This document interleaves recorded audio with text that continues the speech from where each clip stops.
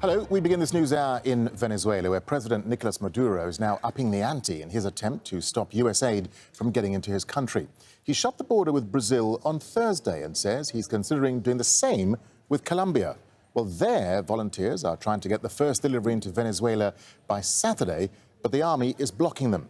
Our Latin America editor, Lucia Newman, reports from San Antonio on the Venezuela-Colombia border. A caravan of opposition deputies scuffle with National Guardsmen trying to block their way to the Colombian border. That's where opposition leader Juan Guaidó vows to defy the government's prohibition to bring in tons of food and medicine donated by the United States and others. Pretending that humanitarian aid is not going to reach Venezuela is an act of cruelty. As opposition leaders slowly make their 800-kilometer journey to the border, the binational bridge that joins Colombia and Venezuela is quickly becoming the stage for a bizarre duel.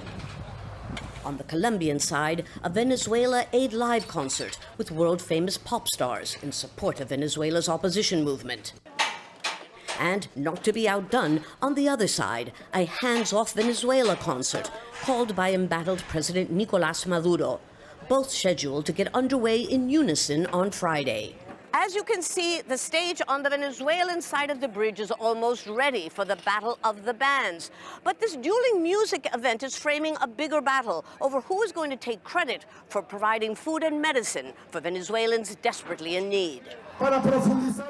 President Maduro insists he can provide for his countrymen and says shipments of medicine from Russia and China have just arrived. To prevent opponents from attempting to bring in stockpile supplies from neighboring Brazil, he's ordered the border sealed until further notice. But so far here in Táchira, the border with Colombia remains open, and thousands of volunteers have been crossing into Cúcuta. They say they're preparing to confront the armed forces to bring food and medicine back into Venezuela on Saturday, when Guaidó gives the word. We know the government has blocked the bridge with containers, but we're here to make it possible to bring in that humanitarian aid by whatever means necessary. Guaidó says he'll be bringing the supplies across 4 bridges here in Táchira, as well as 2 ports in northern Venezuela.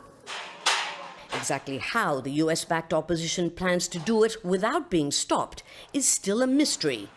And that's exactly what's raising the suspense and the tension on both sides of the border.